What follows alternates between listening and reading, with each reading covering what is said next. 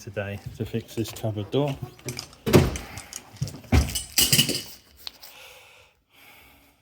Can I get any light on it?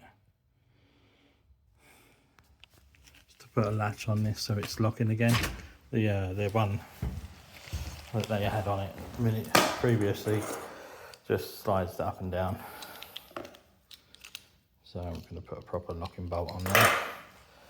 As in, I'll drop it on the floor. Yep. As in one that goes up and locks into place, like so. So people are just rocking the door and it's opening. I mean, it doesn't go anywhere, this door. It's literally to a boiler. So we'll see how we get on, and the heating.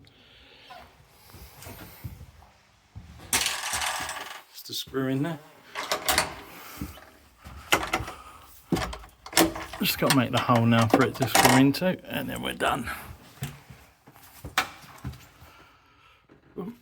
New lock has been, new latch has been installed.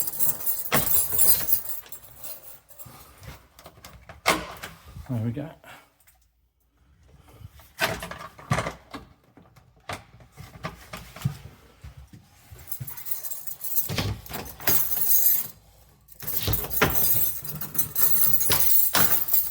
All locked.